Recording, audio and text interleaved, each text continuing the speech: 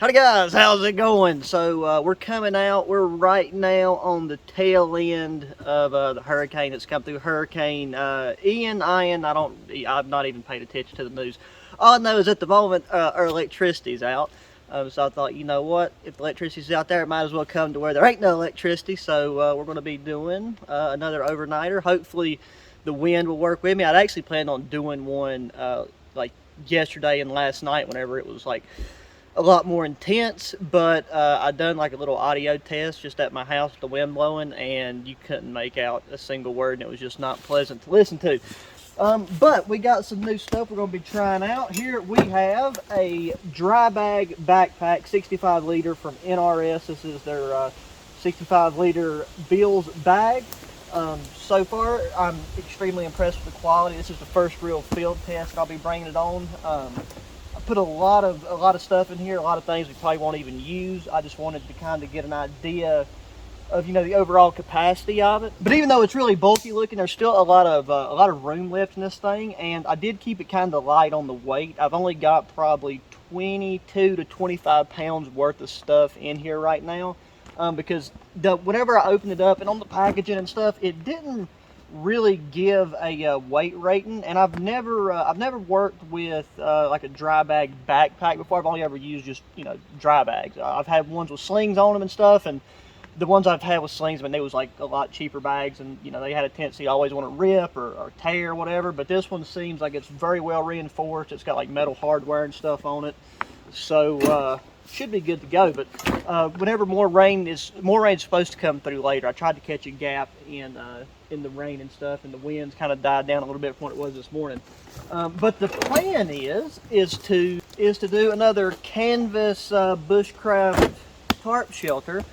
This tarp right here is from Tarps Plus. I've had it for like 2 or 3 months now, I think. The guy that owns the company sent it out to me, and we planning on collaborating on some cool stuff in the future. But I'm going to be taking and setting that up, and I need to hurry and get to it before, like I said, before any more inclement weather comes into play. There's an old tripod back here that I'd set up and used in something probably 6 months ago, if not more. And I mean, it's pretty much done. So yeah, that just broke off at the base. So like, we're not going to be able to do that, but this is the same type of setup I need to you know, recreate, just a lot larger, because essentially what I want to do is see if I can use that tarp, which is a 10 by 12, and I would like to erect it in a way to where I can kind of fold the flaps down and back, and it'll meet at the ground so that we can be fully enclosed, kind of like a, you know, I'm in a tarp tent,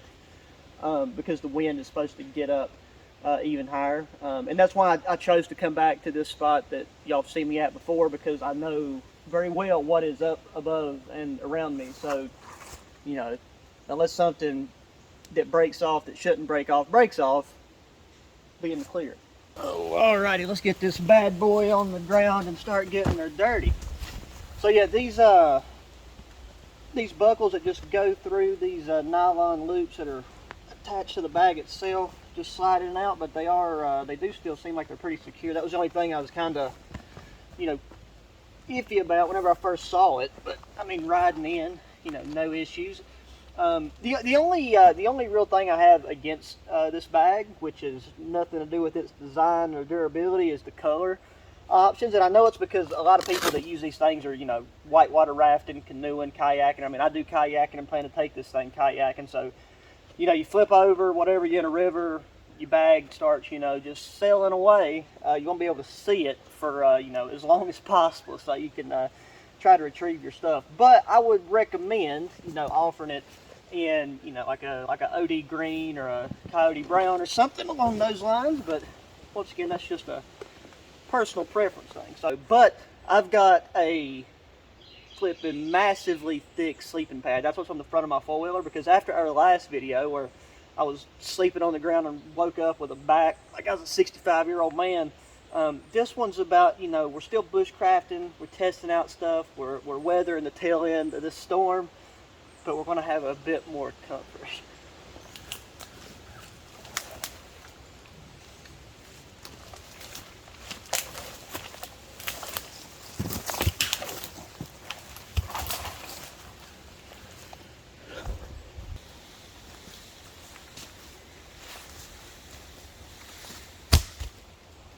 Okay, yeah, so I think what I'm going to do to save time and energy is we got this one long pole that feels pretty sturdy for it to be what it is.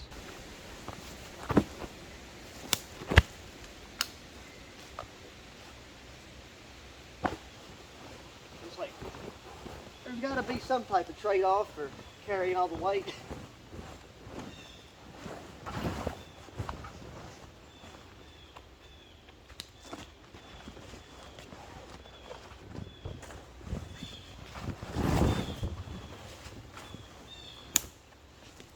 Essentially, like what we're wanting to do is have this come up when it's on the pole and be able to come down and meet. But that's not going to leave us. That's going to end up, we're either going to have a floor. So I mean, for that to work, looks like we can come up to about like chin level, I guess. Well, before we put that on there, even though this canvas could easily take it, we need to trim up any of the little pokey do jigs so that we just reduce the risk and increase its lifespan. Because I've got some other cool shelter ideas that I want to do with this 10 by 12 piece of canvas.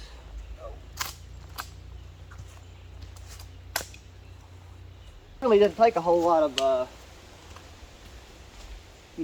whacking off the little pokey bits, because dragging it in here, I think I knocked most of them out, because that's a pretty thick thick bit of brush. This is way longer than I need it. Another reason why I'm wanting to like probably go with just using this tree instead of cutting a bunch of other, like, you know, for the legs, and because we're probably going to need to cut some rib pieces depending on how taut I can get this, because that's a downside to doing something like this with such a large piece of heavy canvas, is there's not, like, you can't pull it taut enough for the ground to hold, especially whenever it's this wet and saturated, without the walls sagging in. So like, we should be able to take and find stuff, you know, laying around, especially after all this wind. There's a bunch of new dead limbs and some green limbs and everything that's joined the forest floor.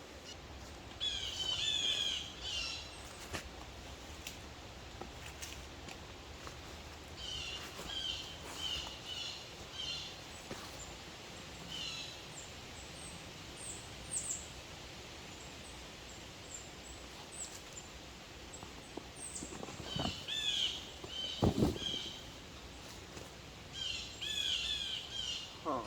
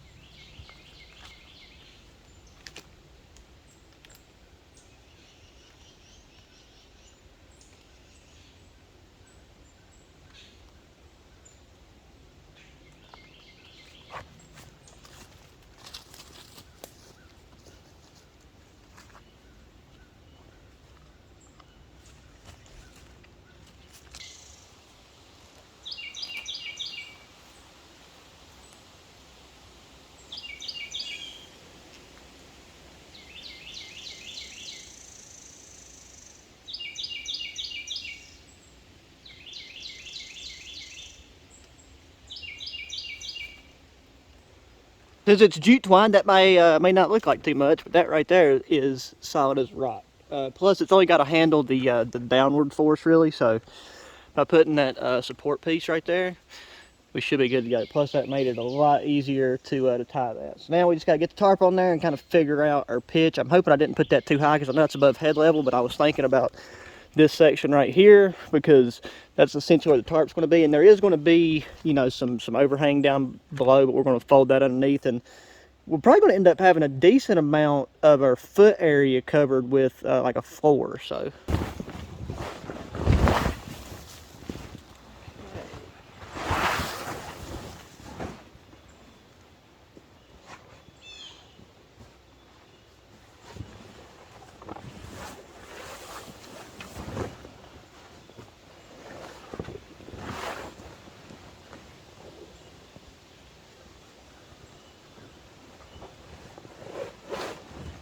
right there should roughly be center. And I mean, I think we was just about right on the money with the length of this because we got to have room to get into it. I just got to figure out where I can do to like where the tie out, where the grommets are on this, how I can stake this down and still have some decent doors. The other thing too, this ground is at a slope, so that's going to affect things a wee bit as well.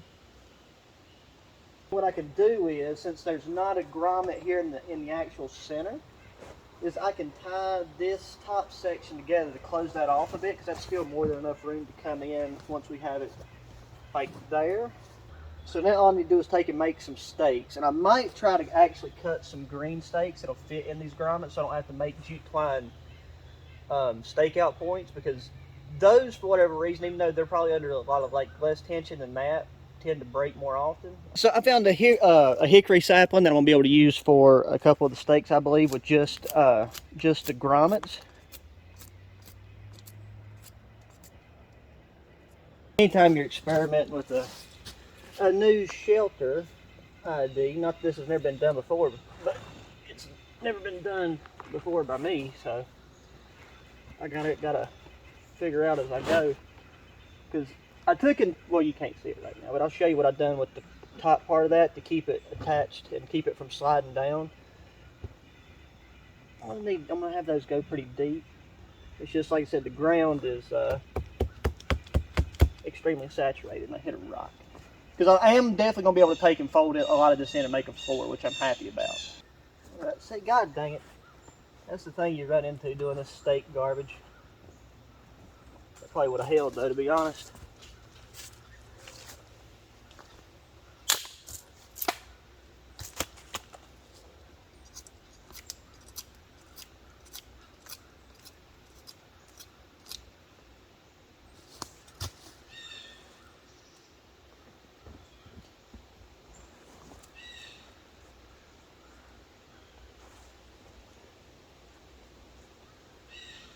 Right now we come straight to the ground, we can close our door, this top portion's already tied, might need to reinforce that a little bit.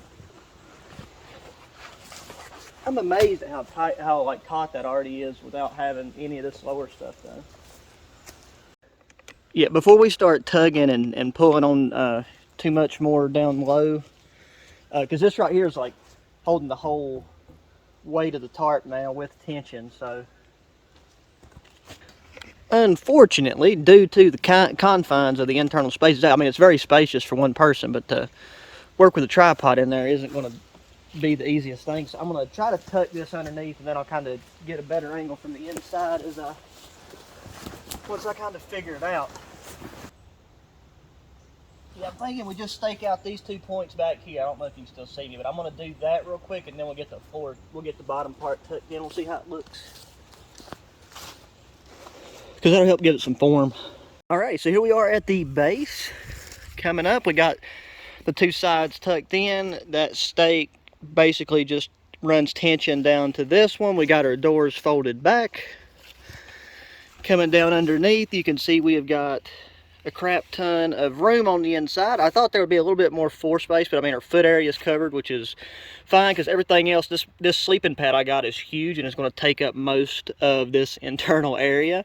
And then once we fold our doors down, come around, do the other one. That's the other side.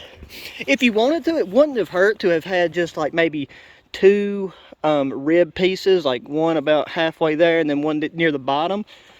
Because this little section here is the only place that has a little bit of sag, but it's not enough to really cause any problems. And then we got this piece right here, you know, running up to hold that together and pull it up.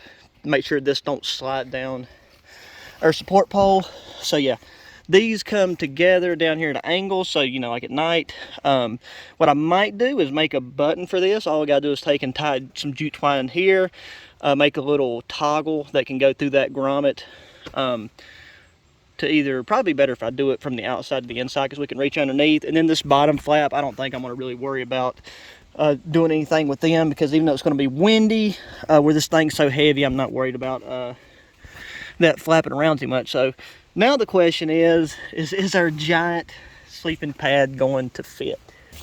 Okay guys, so here we have a giant sleeping pad by a company called Hay Trip. So when I first got it, I was really surprised at like how light it is to be this massive. But the main reason it's massive is because it's got a big old hunk of foam in it. This thing, it's self-inflating, and then this its storage bag also doubles as an inflation bag so that you can top it off. Because I mean, it self-inflates pretty well, but not enough to you know, really suit most people. Like I only weigh like 150, 155 pounds, and I tried like laying on it after it just self-inflated, and I still, like, you know, put a lot of put a big indentation in it. So I'm going to be using this purposefully without much of a, because I've got a my reusable emergency space blanket that I could do to put a floor in here, and I cleared this out right before I showed you guys this. There's nothing major in there. There's still some debris, sticks, you know, acorns, pine cones, so this will be a really good test for this pad. I don't think the people that designed this necessarily intended or ever thought it'd be used for something at this level. I think it's mainly meant to be more of a truck camping, car camping, you know, in a tent, whatever. But you know, that's the whole point of doing this, is to, you know, kind of see how much some of this gear can take while still, you know, acting within reason. So like I said, I cleared it out. There's nothing, there's no briars, there's no brambles, no sharp rocks. And it seems like this thing has a pretty thick floor regardless.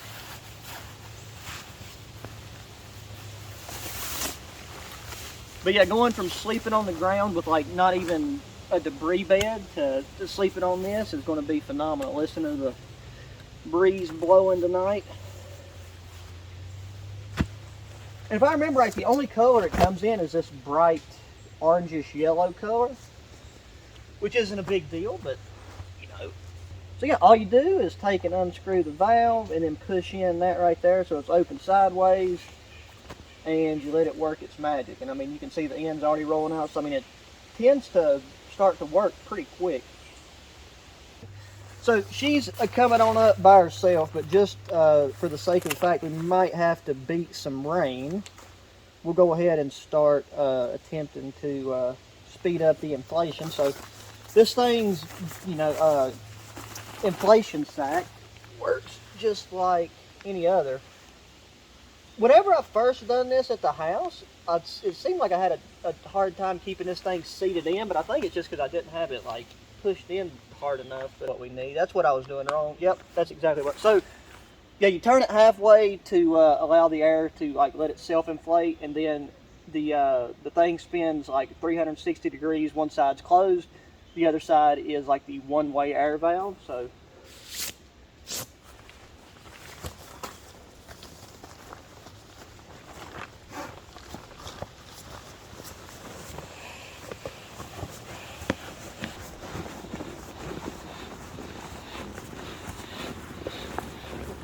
let's take a gander with that piece of sleeping heaven. So I mean, it's a very large. Oh man.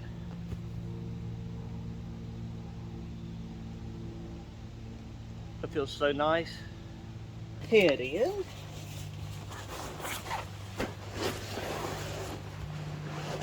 Oh,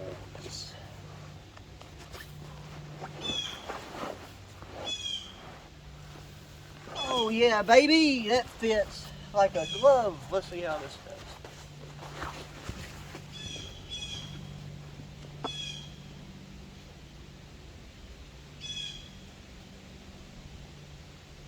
Oh, sweet. So look, all we got left to do now is get our bed and stuff in there, which I can already tell from being in there right now, it's probably 59, somewhere between 59 and 62 degrees. The high for today was supposed to be 64, I think. And then, like I said, the low tonight's 49, 48, but with wind. But just being in here, this thick canvas, with having these doors closed, like it's going to hold heat very well. Okay, so now as far as sleeping bag, blankets, or any of the cover goes for tonight, I got another new piece of gear. This is a multicam poncho liner slash wooby from High Speed Daddy, which is a company that I just found out about, veteran owned. They sent me one of their dope backpacks, which I'm going to be showing in an upcoming video. It's actually going to be the pack that I use for my hunting day pack this year, and I'll take it on some bushcraft outings as well. But they sent me this multicam wooby that they have manufactured, and due to how well that thing retains heat, just with this shirt, I mean, I have a hoodie. I gotta put that strap up before I lose it. I have a hoodie if I need it, and I also brought a wool blanket because I didn't know if I was going to be able to pull off this shelter configuration in the manner that I wanted to. So I wanted to have, you know, a wool blanket as a backup in case I just need to go to the old-fashioned lean-to method and all that good old stuff. Plus, I was just trying to cram stuff into that dry bag right there to just, you know, test it out, kind of see what it could do. But I'm gonna go ahead and get this laid out. It shouldn't get any creepy crawlies in it because it's been dipping pretty low, and I mean, I know they're still out, but been seeing them less and less. And I just need to kind of see how this is gonna work as far as fitting onto this, and like how much it's gonna slide around and stuff. And what I'm probably going to do is, since I'm not going to need my hoodie, is I'm going to take and stuff my hoodie into the stuff sack that this wooby comes in and use it as my pillow. Because we're already on like a bit of an incline right there. So I guess depending on which direction you're looking. So we'll be fine. So I think if I space that out right and just kind of cinch her down, yeah, that right there won't be too shabby.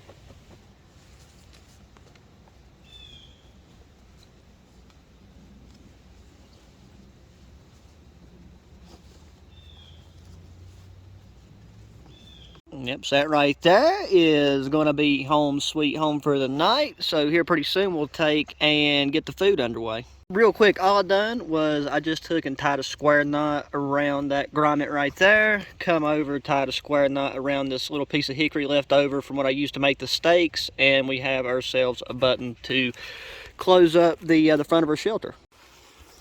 Okay, so right over here is a fire pit area that was used obviously a hot minute ago, where we visited this area before. Luckily, we've got some wood here. Everything is completely soaked, even the dry stuff's wet. That's how bad it is. I am not just using this stuff right here for convenience sake alone. I've got a new little ferro rod fire kit here that I'm going to try out, and all it is a nice big beefy ferro rod and one of those jute twine. I call them a jute twine lighter, but I mean it's jute twine through a metal tube. Jute twine's been treated in some type of like wax or waterproof protection, and the company that makes this one is RKR Outdoor. It's kind of hard to see. I was trying to get it to where it would angle it, but pretty much all they make, if I remember correctly, is ferro rods, and they sent me two of theirs. They sent me this kit and then a singular ferro rod with a wooden handle. So this is going to be the first real field test for it. And you know, like all these things seem the same, and in principle or in theory they are, except for the fact that some are better treated than others, in that you like whenever you take it, when you're dealing around wet, moisturous areas, like right now it's not raining, but there's a lot of moisture still in the air. The wood's wet, the ground's completely saturated. So if we can't set this down after we fray this out long enough to to get some sparks on it, then it won't necessarily be the best, you know, do jig that I've used. And I have used this already one time just at the house, the fire pit, but it wasn't, it was, you know, ideal conditions. But I will say though, the ferro rods, 10 out of 10, without a doubt. Ferro rods are 10 out of 10. But since this is a kit, you know, you kind of got to count it as a whole. I think y'all can see that. I've not really tried the thing to where you hold, I don't even know if this is a thing necessarily, but like you take and hold this up to it. I don't know why this wouldn't work. I can kind of angle it back a bit, I guess. Okay, or it'll throw it back at you. Okay, so that actually worked very well. So that way you can keep it off the ground. We'll keep track of that bad boy, but it's also good to take and let this get burning past like the frayed end so that you can kind of get like a solid, consistent flame going.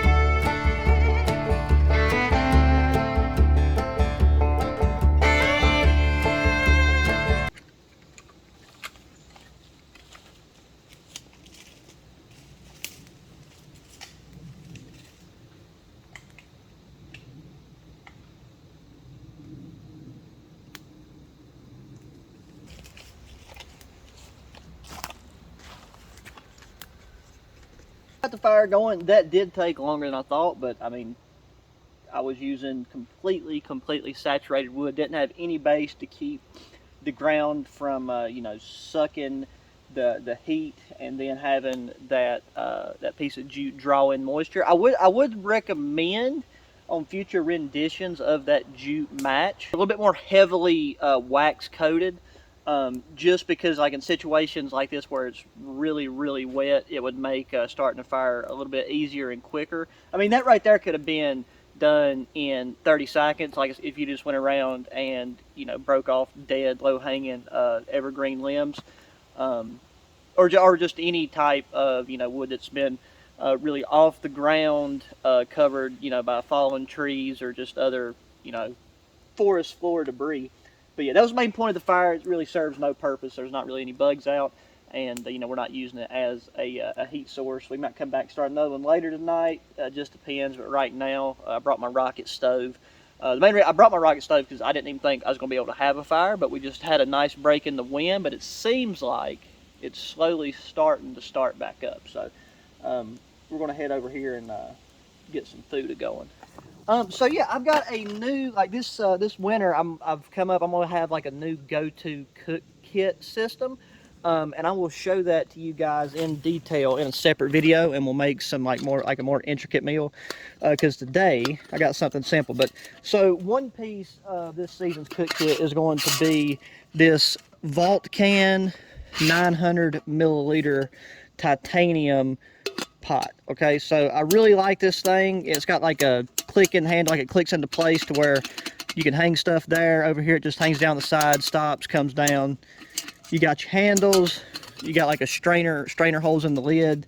You got this little D-ring tab right here, so you can put a stick through it to use as a handle, so you can, you know, put a stick through it, hold it as you know, strain off whatever. So I'm excited to start, you know, kind of transitioning over to some more like some titanium cook gear, because I like normally, you know, I don't mind carrying a lot of weight, but it's like stuff like this where, you know, it doesn't really affect the ambiance or the aesthetic of what you're doing, but to save that little bit of weight so that, you know, I could, you know, put that extra weight I gained by carrying an extra large king size wool blanket, you know, just kind of helps offset things. And I feel like the 900 milliliter pot's kind of a perfect serving size for one person. But I've been eating a crap load of meat over the past like week. I'm talking like meat 3 meals a day. So coming out here, I wanted to keep it simple because I really thought this shelter thing was going to take a lot longer. But got some Patriot Pantry Liberty Bell potato cheddar soup. Not tried their potato cheddar soup yet, but you know, it was seemed simple enough. I made their other things. So bring 5 cups of water to a boil, whisk entire content, simmer. Now see, this thing I like theirs because they have a resealable Ziploc at the top. I'm not quite sure how I'm gonna portion this out. I don't know, we're gonna play it by ear. We'll figure it out. We can always add more, so if I add too much water, you know, not a big deal.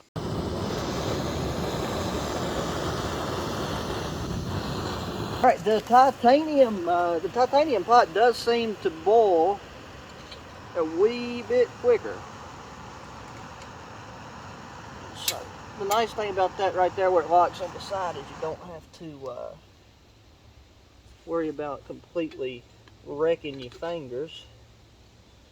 But yeah, so that was good and boiling. So I shook this up off camera. I've got half a liter of water in there, so that's essentially half of this pot, because, you know, potato soup kind of swells up and all that good old jazz. Gonna just eyeball it, and, you know, if we need to add more or less of something later on, we can. Like, I really don't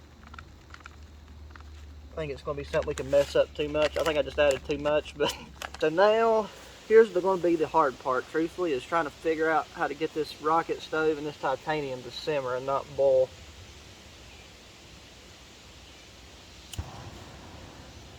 Put it on really low. We'll leave the lid off so I can stir it. Alrighty. For the sake of memory, space, and battery life, I will work on this and get back to you guys in roughly 20 minutes.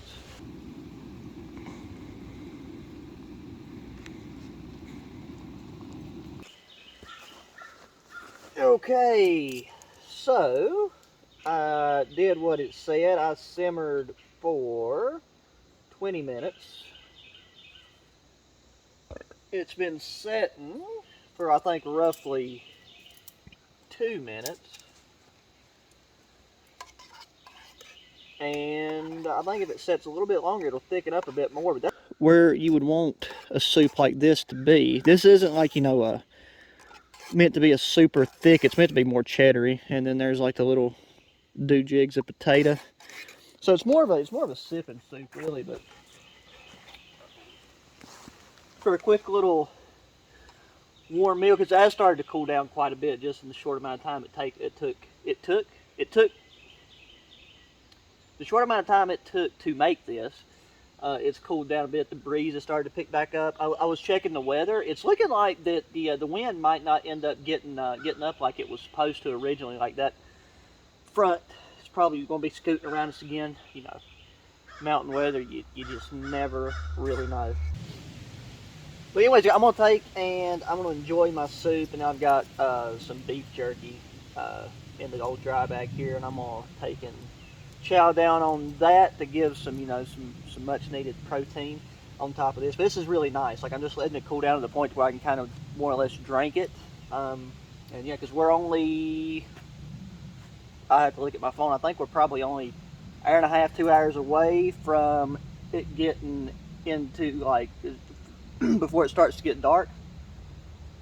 So I'll get back with you guys whenever we are about to crawl into that beautiful little canvas tarp tent we made.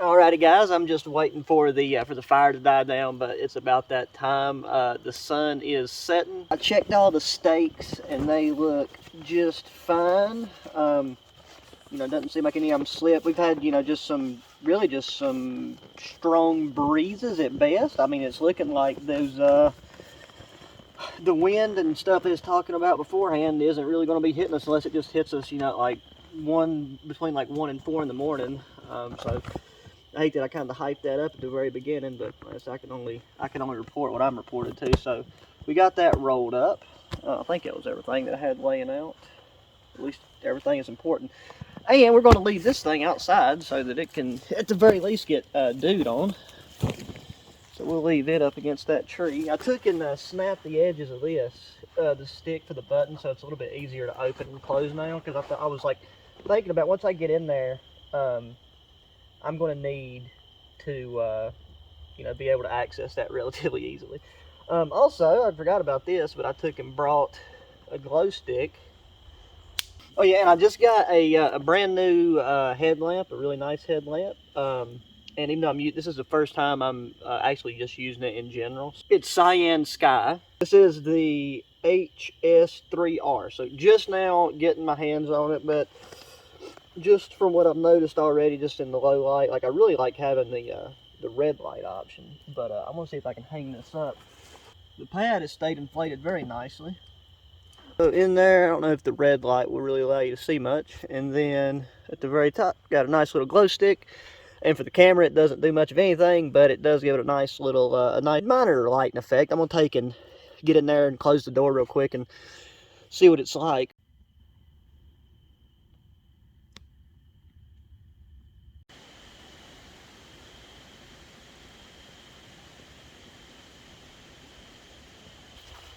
Oh, alrighty guys. It is, I think it's finally time to call it. I'll do one more bed check before I get in, but gotta take the old cow hides off. I did see two of those big black ants crawling on this thing, and I squished it at them.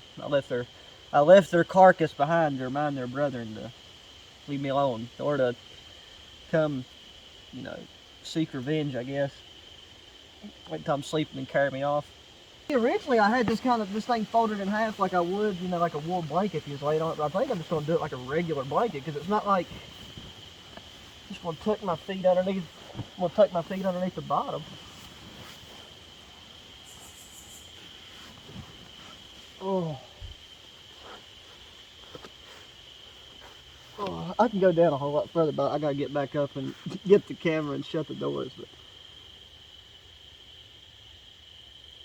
oh my gosh, that feels so good. Oh, it's like laying on a bed at your house. Like it's more than just like an air mattress. Like it's got like a really nice. I don't know if it's memory foam or what it is, but considering how thick it gets and how like supportive it is, it's very comfortable. Alrighty. So I will see y'all in the morning. If I can close this from here and see if I can button it from the inside.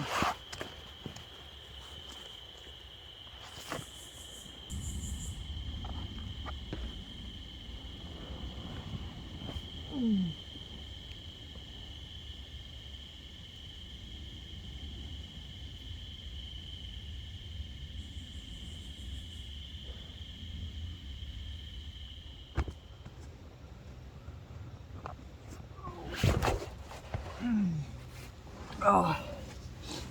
Good morning guys, how's it going? That right there is definitely one of the best sleeps I've had in a hot minute on one of these outings. It's a bit breezy this morning, but I've slept in. It's right now 9 o'clock. I planned on getting up a little bit early since I went to bed pretty early. Oh, but yeah, it was really good. The only downside last night was my feet got a little bit cold at one point, but that's because my feet got sweaty. I'm wearing cotton socks, and I forgot to bring another pair of socks out of that whole giant bag of goodies in that dry bag. I forgot to bring another pair of socks. But yeah, this hay trip sleeping pad slept like a dream. I just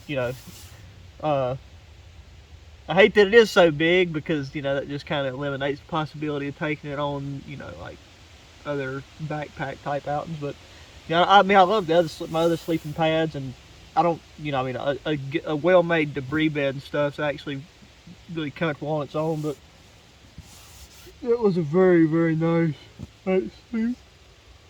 And because of this canvas tarp, once again, it's Tarps Plus. Um, I can't wait. I can't wait to try this exact shelter design out once it gets really cold. And what make an actual frame, and then, you know, like I want to take and, you know, try this design with a fire in front of it. Maybe just have like one side open, have a fire like out in front with one corner open, and kind of just see kind of how well it radiates heat before, because I have something planned for this tarp, but it's going to require me to, like, you know, cut it in certain places and customize it. So before I do that, I definitely would like to try that out this winter. And then yeah, I mean, where I was inside this canvas tarp, it really kind of held heat well. So just having this woobie, it did get down to about 49 degrees last night with a breeze about equivalent to what we got this morning, maybe a couple of gusts. But yeah, that was really nice. So that's gonna do it for this one, guys. We didn't get any rain or anything, so, like, you know, at the beginning of the videos, whenever I say, you know, we're supposed to get wind or rain or whatever, I'm just reporting what the news reported to me, but it tends to change. So anyways, I hope you enjoyed the video. Please make sure you hit that thumbs up button, subscribe to the channel if you haven't already, share the channel or the video with your friends, or anybody that, there's some wind, that, you know, would enjoy the content. Check the links in the descriptions if you're interested in the gear. Once again, no affiliate links, none of that, you know, stuff. Check the links to my other YouTube channels, and make sure you hit me up in that comment section. So until the next one, guys, adios.